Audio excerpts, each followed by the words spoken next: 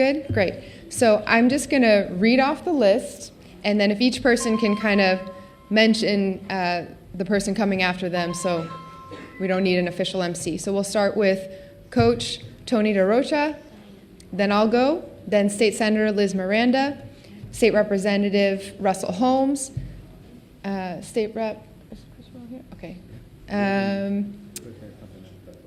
City Councilor, okay. So then City Councilor Henry Santana, Jennifer Epstein of the Boston Legacy Football Club, Ricky Thompson, President of the Franklin Park Coalition, Gifted Keith, Vice President of Business Development and All-Time Services, Jesse Jeter, President and co-founder of Eco Waste, and then Camila Restrepo O'Brien, student and our closer here.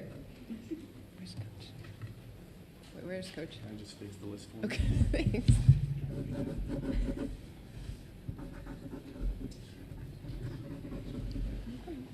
I'm going to add Henry here. Okay, list should be good to go. Thank you. Thank you, Coach. Good morning, everyone. Good morning. My name is Tony DeRocha. I'm a longtime BPS teacher, cross-country coach, and track and field coach. Also one of the founders of Boston United Track and Cross Country Club, and a Roxbury resident who lives just over a mile from this white stadium. I've also had the privilege of coaching at the collegiate level at Emmanuel College, and I've spent most of my life working with Boston's young people on the field, in the classroom, and in the community. I want to start by saying this: BPS student athletes have always had the talent. I've been proud to watch my students grow and succeed. What they too often lack is consistent support and reliable access to high-quality training facilities throughout their time as student athletes. Early in my career, I was asked several times to apply for the BPS athletic director's position. Turning it down was never about a lack of commitment. It was about honesty. At that time, the resources simply weren't there to fully support kids and coaches the way they deserved. You can't build strong, sustainable programs without stable funding, dependable access to facilities, and meaningful investments in the student-athlete experience. I've seen firsthand how much access matters. When Boston United Track and Club struggled to secure a training space and eventually found a consistent place to practice, the change was immediate. Attendance increased, performance improved. Most importantly, students developed pride in being part of something structured, serious, and supported. I also want to thank Mayor Wu for stepping in to help make that stability possible. That's why today is so important. Today, alongside other community partners, the City and Boston Legacy FC are announcing the creation of a new BPS Athletics Fund, a commitment to sustain long-term support for student athletes across Boston. This fund will help provide uniforms and equipment, transportation and travel opportunities, training resources, and critical program supports that allow teams to grow and thrive. This investment gives coaches stability, it gives students pride in where they train and compete, and allows programs to plan for the future, not just the next season. This moment feels like a turning point for BPS athletics, not because our students suddenly became more talented, but because the commitment to them is finally catching up to the potential they have always carried. I want to thank Mayor Wu, Boston Legacy FC, and all of our partners for helping make this possible. And with that, it is my honor to introduce Mayor Wu, who will share more updates on the exciting progress of White Stadium. Progress I'm proud and excited to see come to life. Thank you. Thank you, Coach. Thank you so much, Coach, for the many, many times that you've shown up for our community and for the generations of leaders in Boston who you have mentored and opened the doors for. So we're very grateful for your partnership and for all that you've done for the city.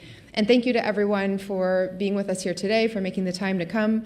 I want to recognize a few folks who I didn't get to mention in the speaking program, because we are here to talk about one specific project, but it is really part of the larger vision and whole for the city as we're trying to put as much investment in our young people, in our community, and in Franklin Park. So thank you also to the chair of the Boston School Committee, Madam Chair Jerry Robinson. Thanks for what you do every day.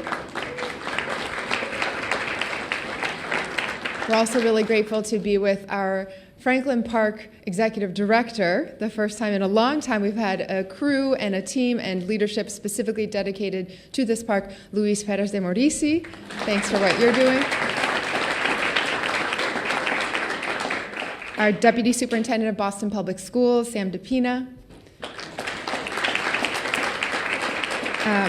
Many of our cabinet members who have been involved, so Chief of Operations Dion Irish, Chief of Community Engagement Brianna Malor, I think our Corporation Counsel Mike Firestone, Public Facilities Director Carlton Jones, and I missed many, many more people. Actually, our Chief of Streets, Nick Gove, way in the back as well. Thank you. He's doing double duty because we're doing a snow update in a little bit later today as well. And again, thank you to my colleagues in public service and in the community for being here. I also do just want to thank and recognize those who have been advocating and showing up for the park, even if it has felt like we are not yet on the same page. So to the Franklin Park Defenders and to all those who, Garrison Trotter and many, many who have, for years and decades, made sure that this park could be a home for everyone, even when the city wasn't putting any resources in. And even when the disinvestment was being felt in every way, you were here, you took care of this park, and we are here also for you to make sure that we are going to invest in the right way to make your work real. So today we're here to share some updates as we're getting into the next real phase of construction that's going to make everything real. We've done a lot of site work. All of the underground stuff has been done, the abatement, the infrastructure laying, making the preparing for a foundation and setting all of the groundwork underneath. And then you are going to start to see this stadium in its fullest version come to life starting this spring. To get to that point, it has been a complex process, and there's been obviously two pieces of construction because our partners at Boston Legacy Football Club are building one side of the grandstands and the building, and we at the City of Boston are building the other building that makes up the whole of the stadium. It was not a 50-50 split in terms of set a total budget and then split the cost down the middle, but a commitment to make sure that those spaces that were being used by students would be the city's investment, those spaces that would be used primarily by the team or to need to upgrade for the full professional resources and equipment would be covered by the team. And so we're here to share with you today that we've completed the public procurement and bidding processes for the city to finalize our budget for the city's portion of this project. And therefore, we want to share with you where those dollars are going, who they're getting invested into, and what the results will be. So we are here in Franklin Park, the City of Boston's largest public park and the crown jewel of Boston's Emerald Necklace, to share some news. As part of our landmark lease agreement with the Boston Legacy Football Club, our city's new professional women's soccer team, we are delivering the largest community benefits deal in Boston's history. More than $252 million in privately funded community benefits will be invested over the next 15 years into our community. And Boston will own and control the world-class stadium our students deserve. This benefits package includes the largest ever private investment in any city facility, tens of millions in contracts for local businesses owned by people of color and women and Boston residents, and sustained annual investments in our students, our neighborhoods, in Franklin Park, and for the maintenance and operations of this important facility. For more than 40 years, White Stadium has suffered from disinvestment, and everyone has felt it. In the season prior to the start of this renovation, the stadium and the facilities didn't have running water or heat, had no indoor training spaces, and had been regularly used by just 2 of Boston's schools. A once great stadium, home to Earth, Wind, and Fire concerts, marquee football games, community celebrations, graduations, and more had been deteriorating for decades, while our students and our community deserved so much better. But with a shared vision, formed after more than 100 community meetings and conversations, and a landmark agreement with our partners at Boston Legacy, White Stadium is coming back to life. The soccer team is investing more than $190 million for their portion to rebuild the stadium, backed by major financing from Bank of America. After receiving and reviewing all bids through a full public bidding process, the city's cost of construction will total $135 million, protected by a guaranteed maximum price contract. Our new hub for BPS athletics will have dedicated strength and conditioning spaces for our students, a sports medicine center, training, athletic training, flexible indoor study and community spaces, and rooms for our community to gather in this area. So here's what this means for our community and for our young people. By partnering with Boston Legacy, our students get a publicly owned and controlled world-class stadium at far less than half the cost. Our partners at the soccer team will have the right to play up to 20 home matches per year, and will also fund and invest in the maintenance and operation of the stadium year-round, a cost of $34 million over the next 15 years, and an important part of our agreement so that we don't end up 40 years from now in another place where a stadium was built and then there weren't investments to make sure that it could be maintained and continue at that level. Our residents will have access to premier spaces to get to use this facility every single day of the year.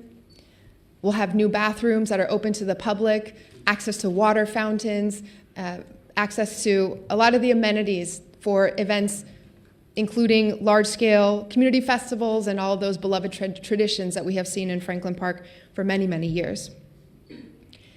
BPS and the community will get access to the stadium and the track every single day, after school, on weekends, in every season, and in the summer, even on days when there are professional matches at night. Boston will now be able to host state soccer tournaments, championship track meets, with a professional grade grass field and collegiate level 8-lane track, something that we have been behind our suburban counterparts for a very, very long time, and so our students always have to go away to compete. Instead, we are going to have the facility where everyone will get to come here.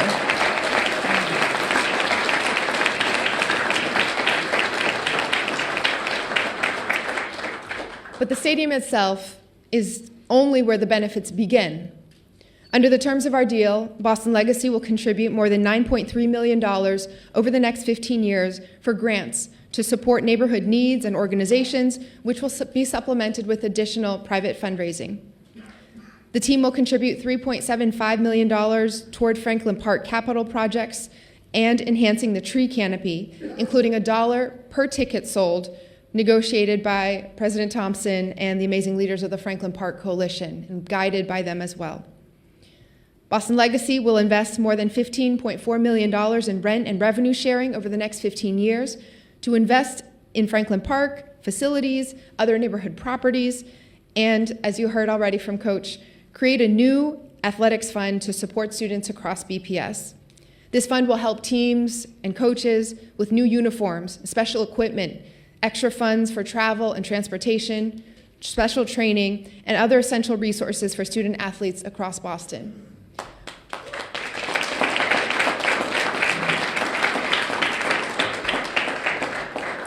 I just want to note that one of the best parts of my job is getting to spend time with our young people, and we've heard a lot from them all throughout this process. The student athletes who have been training here, those who have graduated and remember how frustrating it was when their times couldn't count because the track wasn't up to state standards. And we've also heard about the many ways in which our students have been working and investing in themselves, have been dedicated and showing up day after day. And then when they can't get a bus to go to an away game and they have to take the T to go compete against another team, or they show up and they don't have trainers there, or they're using uniforms that have been handed down 4 years ago, time and time again, that is unacceptable. I want to be loud and clear here. Our Boston kids deserve nothing less than the best, and we are going to continue to fight for them to have every possible opportunity. This creates the chance for the facilities to match their talent and their potential, for the resources to be there to fund that year after year after year. And it goes far beyond our students.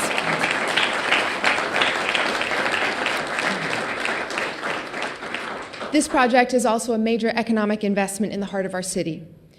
It will create more than 500 construction jobs, and to date, 44% of the contracts awarded so far have gone to businesses owned by people of color and women, or so-called MWBEs. We're not satisfied with that percentage, and we're going to keep boosting it up across the full duration of this project. There are still millions more in construction contracts to be awarded, as well as the operations and maintenance contracts once the stadium is up and running. But that 44% so far adds up to $43 million in contracts to our MWBE businesses, directing wealth right back to our community. And again, in a little bit, we'll hear from Gifted Keith and Jesse Jeter, who are two of the business owners who are helping to make this happen because they are contracted to work with the team and with the city. And thanks to the advocacy of the Black Men and Boys Commission and the leadership of Chief Shagun Idowu and so many in our community, we will be working to continue the supplier diversity task force's work, hosting more job fairs, creating opportunities for local businesses to know what is available and take on the tens of millions of dollars in additional contracts that have yet to be awarded.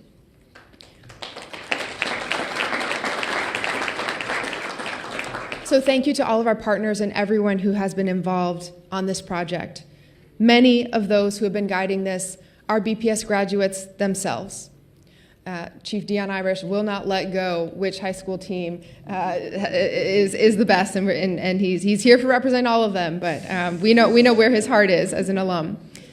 And so many around the table have reminisced about what their experiences were, how much youth sports changed their lives and shaped them into the leaders they are today, but how much they had to put in their own time and potential despite the hurdles of lacking facilities, despite the feeling that they would get going to away games competing against suburban teams.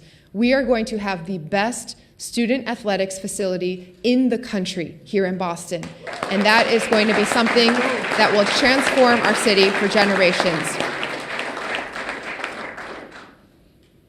Our BPS leaders, those who have shaped this project, many of you learned to swim in our Boston pools, play in our gyms and on our fields, run cross-country right here at Franklin Park, and your dedication to giving back is the reason we're here today, so thousands more students can make memories like yours and become the leaders that our city needs. As a BPS mom, I am incredibly grateful for everyone's belief in all of our young people. They deserve the best, and we are going to give them the best so they can be at their best.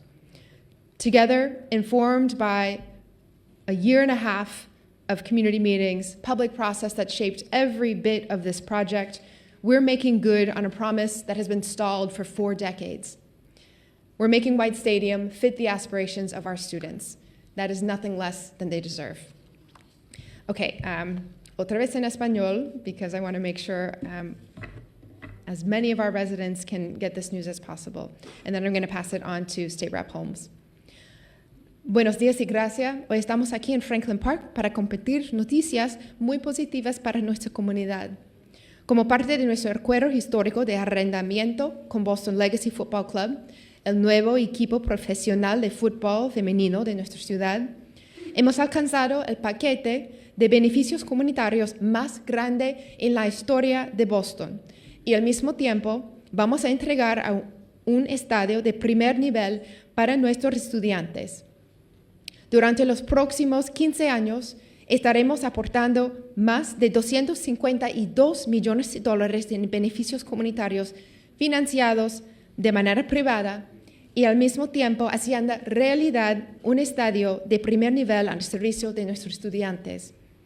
Este acuerdo incluye la mayor inversión privada que ha recibido la ciudad en una infraestructura pública, grandes contratos para negocios locales y negocios de personas de color y mujeres, y fondos anuales para nuestros estudiantes, nuestros vecindarios y Franklin Park.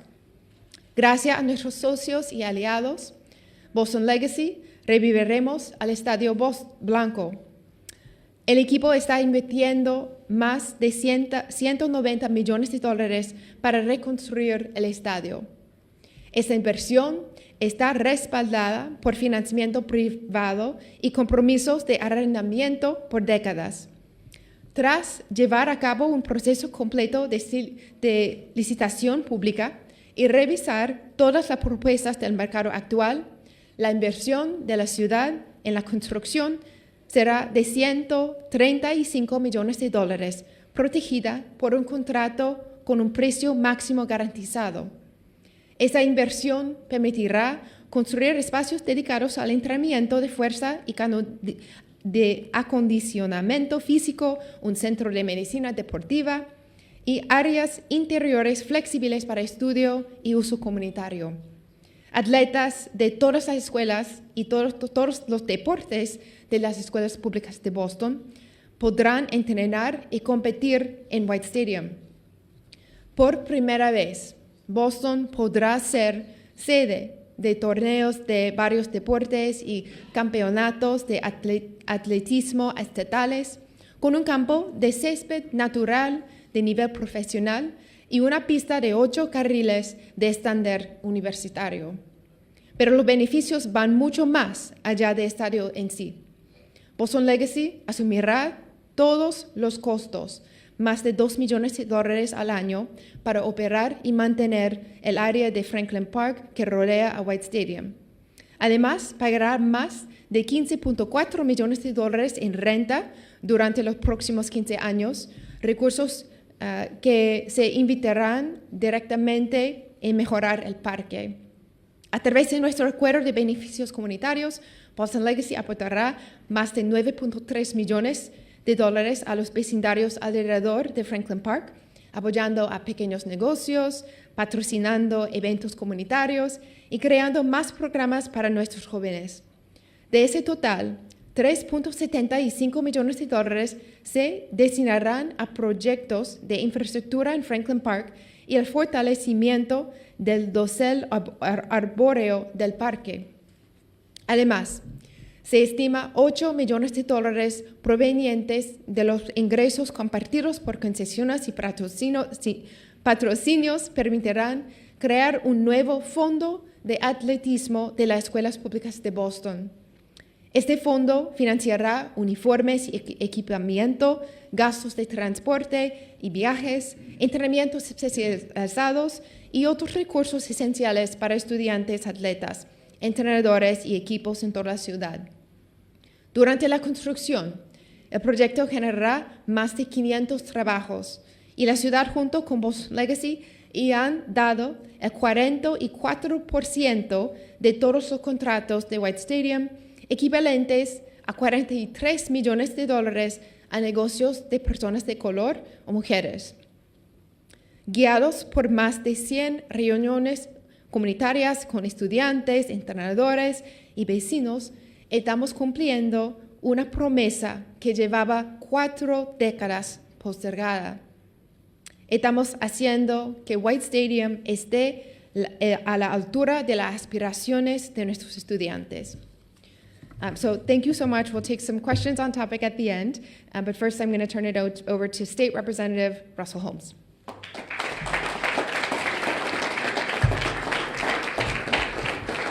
Thank you, Mayor. I sat in my state house office about 5 years or so ago when Linda Whitfield came and talked to me about the idea of potentially doing a stadium. And when Linda came to have that conversation, the idea was pretty small from my perspective. She came in and I said, well, we're going to redevelop the place that I played football in that was in bad shape when I played 30-some odd years ago. And I said to her immediately, what you're talking about and what you're talking about investing is peanuts. I did not feel as though what I thought a best stadium in the country would look like would be at that level. So from that conversation and from all the many conversations that we've had with community, with the team, with the administration, we've arrived to where we are today. I, with the mayor, want to also say, again, thank you for all of those who have shown up who are not in agreement with the stadium being built. I think the way the process works is your adamacy makes it better, is what it does. What happens is when we hear the issues and concerns that you guys give, it makes it so that we need to address them, and it makes it so that we hear them. So when I arrived, I said to Linda, or when Linda arrived that day, I said to her pretty simply, I'm not that picky, I just want the best. And every time you hear the mayor say we're looking for the best, and her team say that, that's exactly what we're looking for. I know some of this argument has come down to how much money is being spent, but I arrive as an elected official saying the money is well worth it when we're spending it for our children. So when we get to the conversation about this being the jewel of the emerald necklace, I think of what needed to happen for this to become a jewel. It needed, or this park needs, a world-class golf course, which I think we're heading towards, which we spend a lot of time at, and I play at often. We need a stronger zoo. We need a stronger stadium. We need a walking path, and I certainly hope some of the funds that we're looking at having come to Franklin Park go towards Scarborough Pond. I believe we should not have to leave our neighborhood to go to JP Pond just to go around the walk. The walk, and I think even some of the pictures that even the team starts to take, we should start to highlight the fact that Scarborough Pond needs to be rectified as a part of this conversation as well. So, some of you may not know what Scarborough Pond is, but in the end, how do I see it? I see this as part of a place that we need to be thinking about our community as a destination. I have said very often, whether it be in the fight about Blue Avenue, whether it be about the stadium, Shattuck, whatever it may be, we continue to believe that our neighborhood is a neighborhood you drive through. I would like our neighborhood to be a neighborhood that you drive to and not just through. And so when I'm looking at all the proposals about what we're doing in this community, this has to be a place that in the end, we see just like we see in all the other neighborhoods. You can think of all the other communities in this, neighborhoods in this city who you think of as a destination. And when you think of those places as a destination, I don't find people yelling about how much it costs to even park in the Seaport at this point because of the fact that they see that as a destination. I certainly want Mattapan, Roxbury, Dorchester to be on the map as a destination, and this stadium helps to do that. So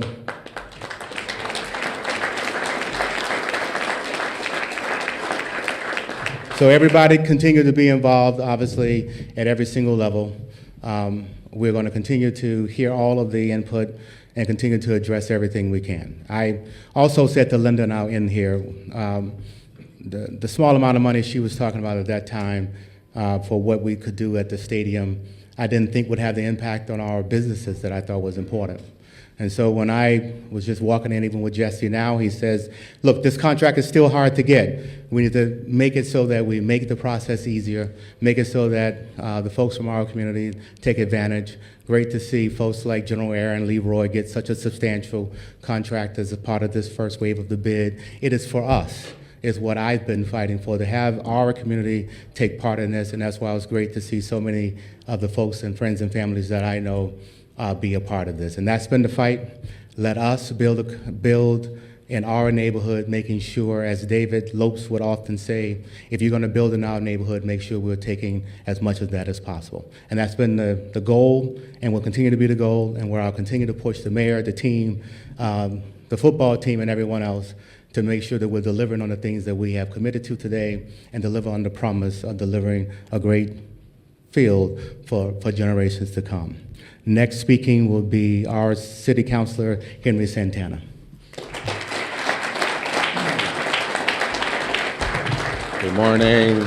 Thank you, Rep. Holmes, and thank you, Mayor Wu, for convening us here today. Henry Santana, one of the at-large city councilors, currently live about half a mile from here on Schuyler Street. I am one of those students that used White Stadium when I was a track star. I don't know if you all know. That was my, no, but these this facility, and I said this before,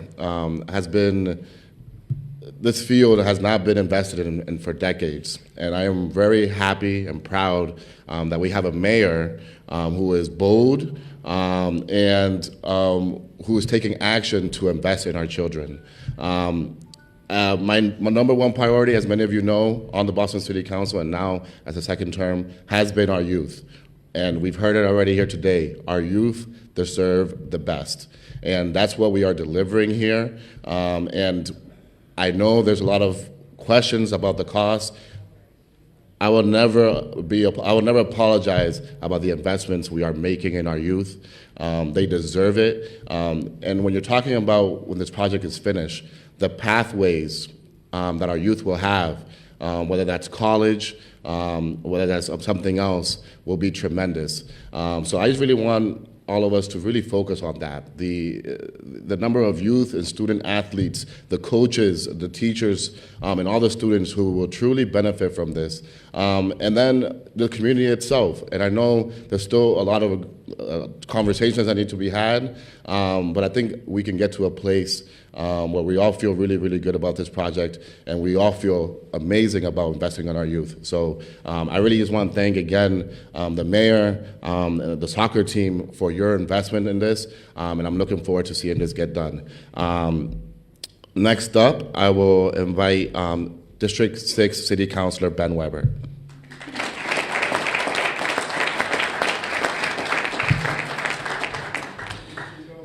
Good morning. Hello, Louis. Ben Weber. I'm the District 6 City Councilor. I'm here. I want to thank the mayor for fighting so hard for BPS kids and fighting to invest in an area that's been ignored, in a BPS site that's been ignored by mayors of Boston for 50 years. I think when we look at the investment and the benefit that we'll get out of it, when we talk about investing, it's $130+ million and getting $250 million back over 15 years, we should look at that. I think that $250 million undersells the benefit it's going to provide, because it doesn't include the benefit to our BPS kids who are going to be running track, playing soccer, playing football, coming to this facility. So, as the Ways and Means Chair on the City Council, I look forward to conducting a review of all these numbers and diving into these with my colleagues so we can provide the oversight that's our role in this. The fact that we've gotten this far with our mayor, I'm encouraged, and I look forward to bringing an investment, that's going to help our kids here in the city. So thank you.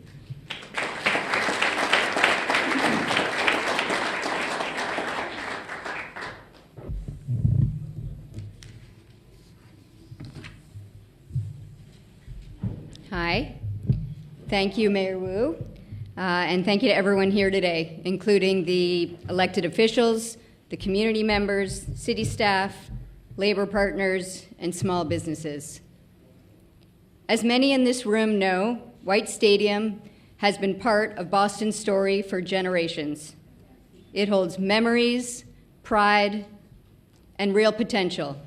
Graduations, track meets, soccer games, football games, moments that stay with people long after they happen.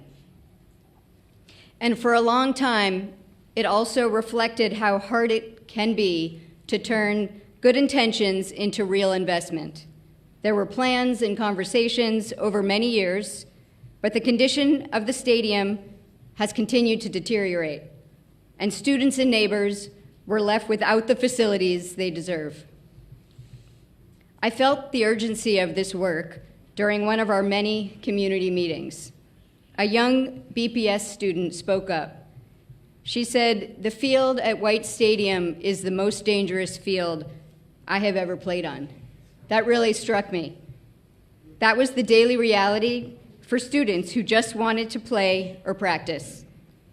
That moment made it clear to me that this project is about giving our students and community the safe and vibrant space they've been waiting for. When Boston Legacy Football Club first began talking with the city about White Stadium, we understood that this wasn't just a development project. This is a public asset. It belongs to the city, and people care deeply about what happens here, and they should. As a longtime Boston resident, I share that sense of responsibility. What makes this project different isn't just the history of White Stadium or the renovation itself, but the long-term commitment behind it. As has been already announced, over the next 15 years, Boston Legacy Football Club will contribute more than $250 million in privately funded benefits. That investment includes revitalizing the stadium and operating and maintaining it as a year-round public facility. It also includes more than $12 million in direct community benefits, from an annual community fund to long-term investments in Franklin Park. And just as important as what we are renovating is how we are renovating it. Supplier diversity is embedded throughout the project. To date, $43 million in contracts have been awarded to minority and women-owned businesses, many of them based right here in Dorchester, Roxbury, Jamaica Plain, and the surrounding neighborhoods. And that's not just about numbers, it's about trust. It's about making sure that the community and economic benefits of this project are felt right here in the neighborhoods around White Stadium. That understanding has shaped how we've approached this work from the very beginning. The project has been guided by ongoing conversations with the community, listening, learning, and adjusting alongside neighbors, advocates, and city leaders. Trust isn't something you ask for once, it's something that you earn, that we will earn over time. Our goal has always been straightforward: to ensure that White Stadium remains a city-owned facility with a stable, sustainable future.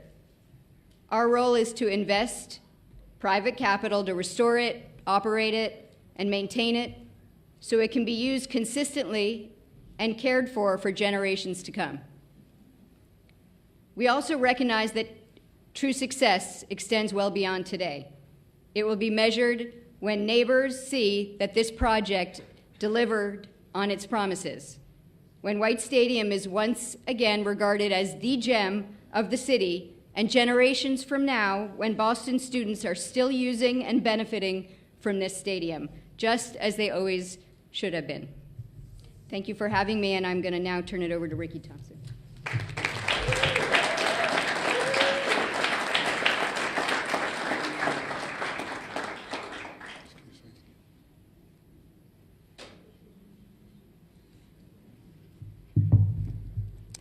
Good morning. I'm Ricky Thompson, president of the Franklin Park Coalition. I ran track in White Stadium as a student at English High School, America's first public high school. I also attended some of the big concerts that Mayor Wu referenced that were produced by Alma Lewis and Alan Heyman. And we see this project as something we've been looking forward to for a long time. But in the meantime, Franklin Park Coalition, for approximately 50 years or more, 48, so approximately 50 years, have advocated for this park. We are not the Stadium Coalition, we're the Franklin Park Coalition. We advocate for the entire park. And we see this project as a means of getting sustainable funds and maintenance to this particular area of the park, which will allow us to address other areas of the park, as well as getting funding for the Franklin Park Action Plan. And we can direct our attention to many things you may have seen already, like the restoration of the bear cages is happening now. The expansion of the tennis courts is happening now. The Alma Lewis site, original site, we're working on getting that restored, as well as implementing the action plan. And like I said, this will give us funding for the action plan, as well as sustainable and consistent maintenance of this particular area around the stadium. We talked about for decades, we've been working, but We also saw, as Lewis might know, the disinvestment and just the lack of interest in Franklin Park. But now, with this project and other things we've been working on, like the action plan and the $28 million from the Winthrop Square project, we're beginning to see Franklin Park is back. But also, we have to recognize that there have been lots of questions about this. In particular, people want to know who benefits, how decisions are made, whether commitments are actually kept. We've been fielding some of these questions, and we've been advocating for many of these things. We've been able to secure game day, restricted parking for the neighborhood, as well as many other benefits we've addressed, and we'll continue to address the looming transportation and parking issue. Transportation continues to be an issue. We're working on it. The team has been responsive to it, and there'll probably be some things that we won't really know until we actually start. But we're working towards it, and plans are being made. So we feel, again, this feels a little different because this project is almost there. We've gotten pretty far in the process, and we'll probably continue. This partnership will bring resources in terms of jobs and contracts that we have to continue to be vigilant about, that our community actually benefits from this in terms of the construction as well as the operation, as well as long-term contracts. So again, we want to thank Mayor Wu for her diligence and her persistence on this particular issue and getting us this far in the process. Thank you. And I guess I will bring up Keith, President, who's this, Keith Gifted? Gifted Keith. Gifted Keith. Oh, sorry, Gifted Keith. Thank you. Wow. Good morning, everyone. My first name is Gifted, last name is Keith. Thank you, Mayor Wu. She gave me a promotion. I'm actually the Vice President of Business Development, not the owner. But I'll take it. Being a part of White Stadium renovation is more than a project. It's an honor and a chance to shape our community future. Partnering with Bond gives us the opportunity to build a new chapter in Boston history. This project has settled new standards for how public investments can create real, lasting impacts for our neighborhoods. Thank you all. Sorry. Next up, Jesse Jeter. Sorry. It's been refreshing that many of us have talked about running track and playing football at White Stadium. And I'm a Dorchester resident, born and raised here in Boston. And one of a wonderful, a great track runner was actually Tony. He was a fantastic runner for our school. So I don't want to not miss that. My name is Jesse Jeter. I often will say to people, my family's been talking trash for over 50 years, so I'm second generation. But I'm president and co-owner of Eco Waste Disposal and Container Storage, based here in Boston, offices in Dorchester. Eco is excited to provide the waste disposal and portable toilet services on the White Stadium job. Projects like this help create access to opportunity for small, local, minority, and women-owned businesses like mine. This success is a direct result of the meet and greet event sessions that were hosted by the mayor's office over the past few months. These sessions were vital introducing firms like mine to the general contractor, Bond, and allowed us to access great information regarding the job site's specific requirements. Again, I would like to thank Mayor Wu for being intentional. It didn't happen by accident. She was intentional about by creating access to opportunity and spurring small business growth. I think the mayor should be applauded for that effort of being intentional. Thank you, Mayor Wu.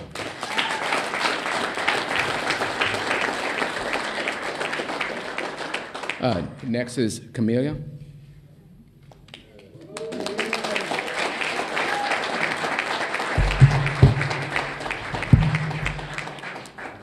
Hello, everyone. Hello. Good afternoon, I think. Yes. I have a short intro, and then I'll start speaking. I just want to show a little bit of my talent, and my main sport is soccer. Should have done that.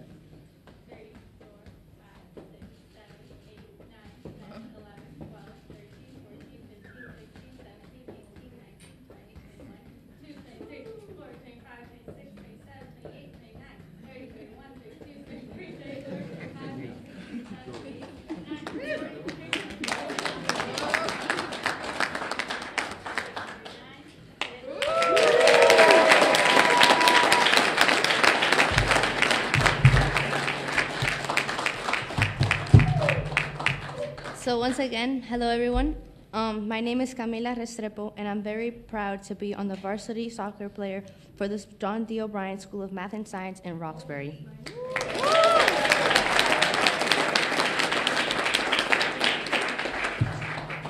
My family originally is from Colombia, and we've called Boston home for almost my entire life.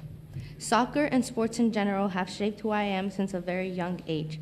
They've taught me discipline, confidence, and how to keep going even when things feel hard, both on and off the field.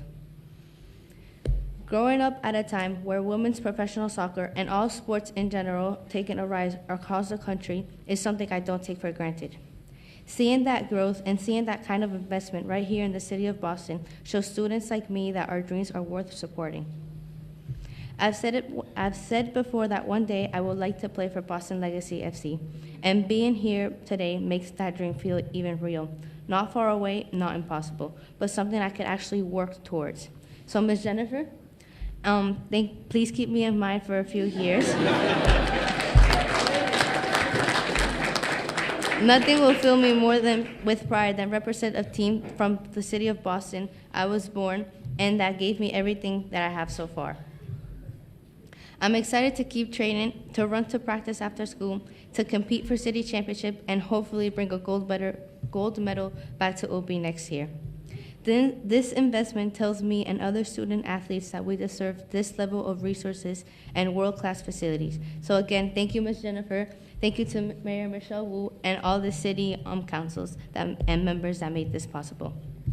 I would also like to do this in Spanish because I'm bilingual, so.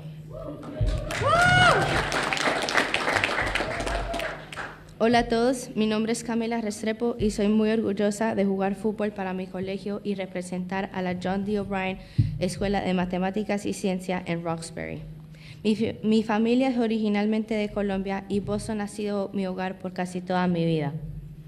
El fútbol y el deporte en general han sido la base de mi identidad desde muy pequeña.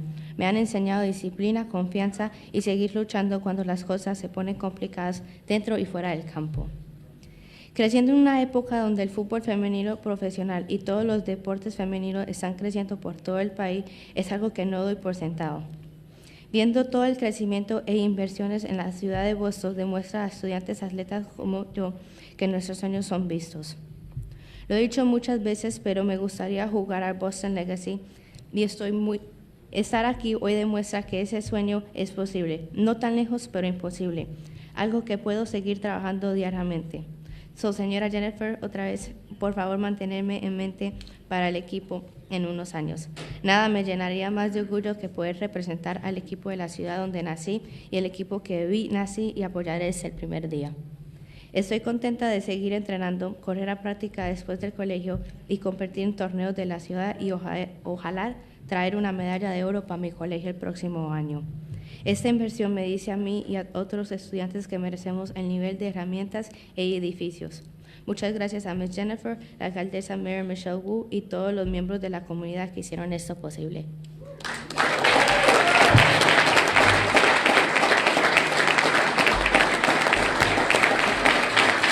Thank you. Thank you to everyone. Okay, I'm sorry. I'm trying to recover from and not cry at how much pride and excitement it is to know. Wait, what year are you now, Camila? Okay, so that means 1 to finish, 4 for college, and then we're back. So 6 years from now, we're going to be cheering Camila on at White Stadium, and everybody better be there. Okay, so thank you everyone for coming. I know it's been a long time. I would love to take some questions for the group. Would we like to break and everyone let us do that on the side, or you want to keep going and we can take some questions live? Keep going? Okay, let's keep going. Nikki. Oh wait, sorry, before Nikki, there were a couple folks I wanted to recognize that I forgot at the beginning. Our Chief of Capital Projects for BPS, Del Stanislaus, thank you for everything that you do. Our BPS COO, Brian Ford, thank you for your leadership. We have our Parks Commissioner here, Kathy Baker Eclipse, in the back. Diana Fernandez, who's led so much of the design and planning, Diana Fernandez-Bibo, Luke Hines, Anchi Moreno, and a former elected official who's here also, State Senator Diane Wilkerson. Thank you for being here. Okay, sorry, Nikki. How final is the $135 million number? Could it increase further, or are you assuring residents that this is the final figure? Yeah, this is the final budget. The way that all city capital projects work, whether it is a new library or Grove Hall Community Center, or a BPS project like this one, we start with a placeholder amount in the capital budget, which is a 5-year look ahead that has a lot of moving pieces within it. That is before we generally go through a detailed community process to actually hear from residents of what they want in the design. Then we set the design, and then at that point it is tested rigorously, tried to see if there are schematics and cost savings, and going to all the cross sections of what that design actually would mean. And then as a public entity, we can't set what the cost will be that we want to pay for each item. We go out to bid, and it is a full public bidding process. Anyone who is interested, any contractors come in and bid, and then we generally choose the lowest qualified bidder. Thanks to State Rep. Holmes, there was actually legislation passed that he carried, that the city passed, and then he championed it up at the State House. So a number of years ago, we were able to change some of the procurement threshold so that the city has a bit more discretion in smaller bids and how they go out. But for most of the large bids as this one, we go through that full public process. Then once those bids come back, they tell us where costs are in the market. We choose the lowest qualified bid, and that is where the budget is. There is a guaranteed maximum price contract that is required when bidders submit their bid. And so that 135 is locked by a contract from the construction general contractor side, that is the amount.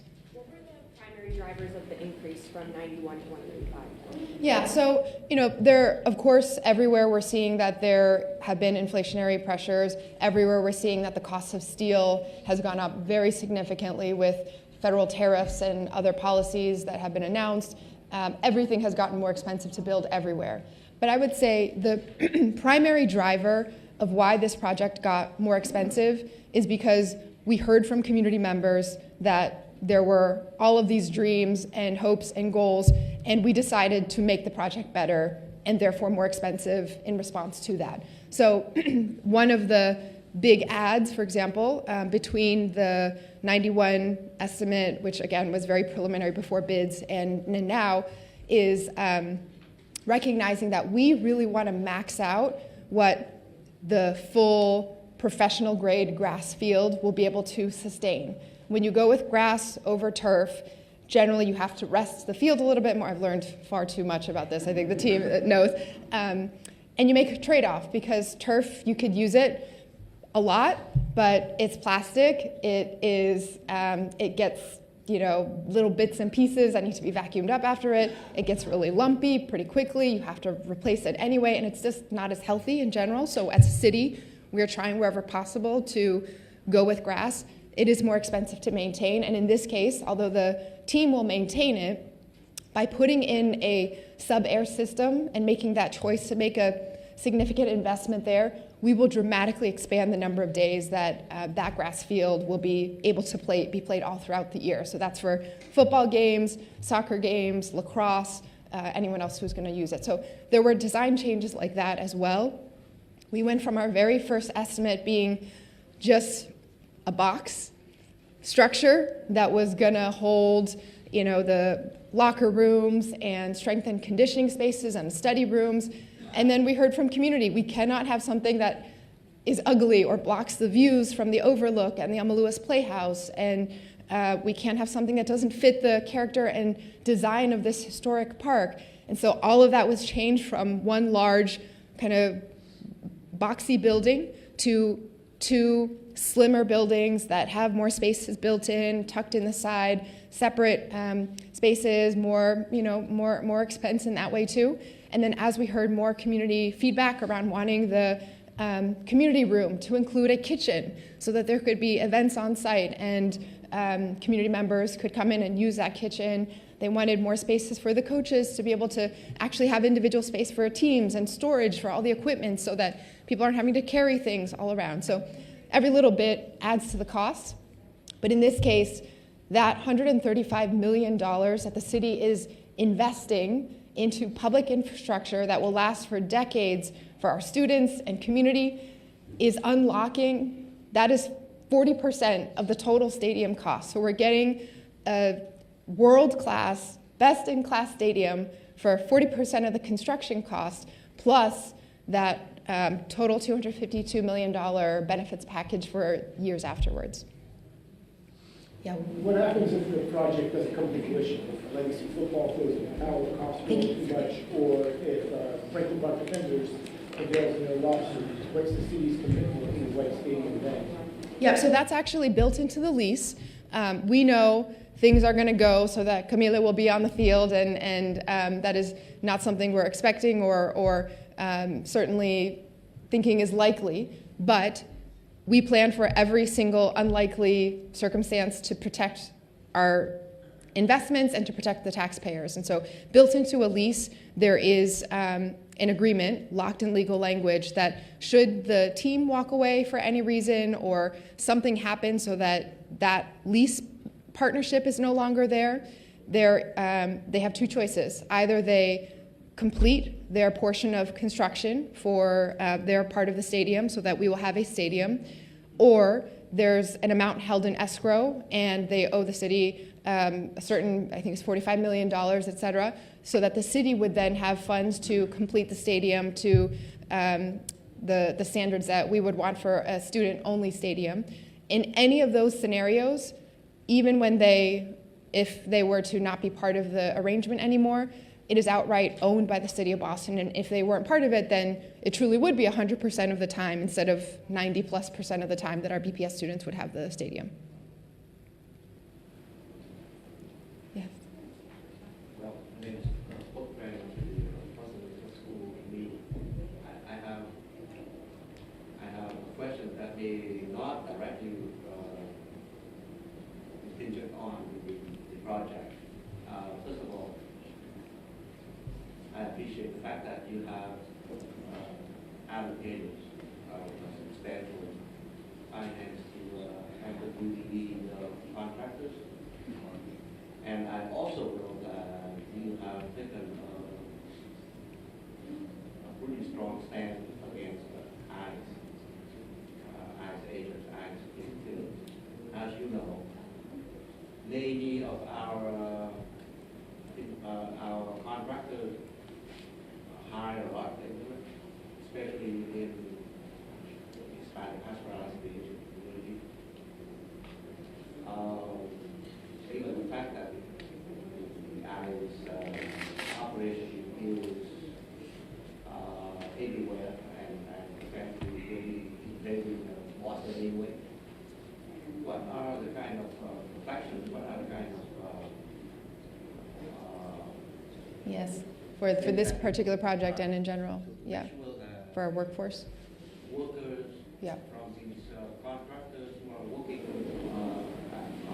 at the stadium will be shielded I see. or Protected from Thank you for your question. Thank you for steering the city in so many ways, both in education and in safety. So this is an important note too on cost escalation. Labor costs have gone up significantly across the board, everywhere, and this is also tied to the federal policies that we have seen. And so when we see fear in our community, when we see people who are no longer coming to work, coming to school, going to the doctor. That has effects everywhere, and that definitely is a component, both in terms of this project and all construction projects and business enterprises, but also in our BPS enrollment numbers. And we had achieved a leveling off, and the year before this one was actually the first time in quite a while that enrollment had been up in the Boston Public Schools, a sign of the great work that had been happening. But as with other urban districts where there's a large immigrant community as well, we have seen the numbers drop, certainly related to that. So I signed an executive order yesterday that protects, just as the governor did, public spaces. And so there's a little additional protection there. But Boston is a city that is welcoming for everyone. We know how to keep ourselves safe, and we are going to continue to do whatever possible to ensure that everybody's safety is part of that. Mr. Lisa. Yeah, thank you for coming to visit us in a while.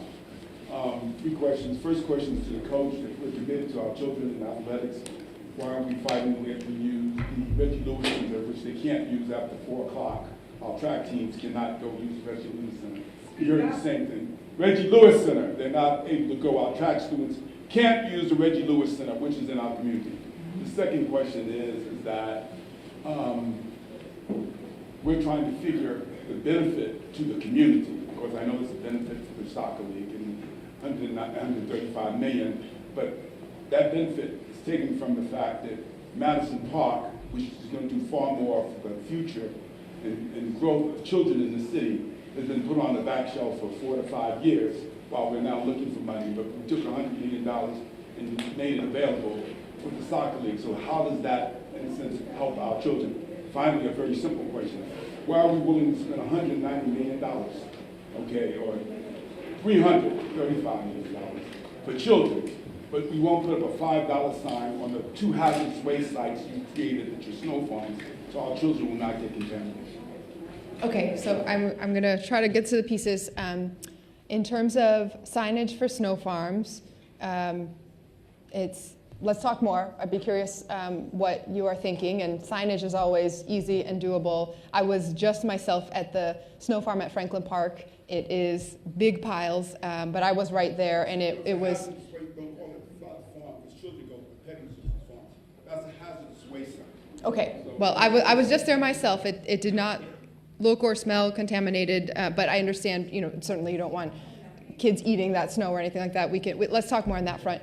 On some of the numbers and the scale of investment and the connection to Madison Park, I want to give credit to Superintendent Skipper, to Chief Irish, to Dell, Brian, all of our team, because we have gotten used to, in Boston, a mindset where schools just have to make do and fundraise on their own for things that they need. And some schools are in areas where that fundraising is possible. Maybe there's a lot of businesses or restaurants in the neighborhood, and some schools are not. And they've been sort of left each on their own to figure out when new things are needed, even as simple as, one of the most shocking and painful moments for me as a city councilor when I went and visited every single high school to learn more was seeing that some high schools had beautiful school spirit colored blinds in their classrooms, and some high schools had foil and blankets hanging there because the sun was coming in to the students' eyes, and there was no way for learning to happen unless the teachers just figured out a way. It is unacceptable for facilities across the board to be left to their own. And so in the past, it had been one new school every 5 years, every 7 years, if that, right? Before the Josiah Quincy, Boston Arts Academy, the Dearborn, there hadn't been many major investments because schools are expensive. School projects take a lot of dollars to do. And we have to decide as a community that that is the investment we're willing to make. In this current moment, there are more BPS major construction and renovation projects for school facilities underway right now than in the last 40 years combined. And that is because of the work of this team. And with that shift, One, we do have to fight and scrap for every dollar, including from the state, which is why we have been partnering with the MSBA and their designation that Madison Park is now going to be a partnership project that will open up state funding to the tune of $200 to $300 million possibly. That is something that makes that project possible. We cannot be in an either or mindset of Madison Park or White Stadium. Madison Park will be the biggest, most expensive school project in the state of Massachusetts. The budget will be likely well over $700 million because we're going to do that right for our students too. And we've been, as you know, in many conversations with the Friends of Madison Park about all the different pathways and how we're not willing to cut back and reduce the number of pathways, but each new job track, whether that is veterinary or life sciences, robotics, has to be built out specifically for that kind of learning and equipment. And so that project is going to be way more than this one, but we are finding a way to do both. It can't happen all at the exact same time, but it is happening, and it is happening faster than we've ever seen these investments taking place before. It does mean that we have to sometimes make hard decisions, and those decisions get easier when we can bring in private partners from all across the city. Our trades have now gone in on Madison Park with an MOU that we've signed so that graduates from Madison Park are guaranteed spots in the Boston building trades. Our hospitals have partnered to create direct pathways for our BPS students at EMK Health Careers Academy, and they are in that school every single week and guaranteeing them jobs. UMass Boston has signed an MOU with the Ruth Batson Academy where they're guaranteeing admission, scholarships, full tuition, and in this case, we have a partner who is going to use this facility of White Stadium less than 10% of the time, but fund 60% of the construction costs, operations and maintenance every year afterwards. We, as you all know, came to a benefits agreement with the Kraft Group around the Everett Stadium. That is a privately owned stadium that is not going to be open anytime for the public to come in because it will be ticketed events that are for-profit events. We negotiated a $48 million benefits package over 15 years because the impacts will affect Boston. In this case, it is a public stadium, open every single day to the public and our students, owned by BPS, owned by the community, and we negotiated a $252 million benefits package on top of that over 15 years. I'm sorry, the mayor really has to get going. Okay, all right. Thank you so much, everyone, for coming. Appreciate your time.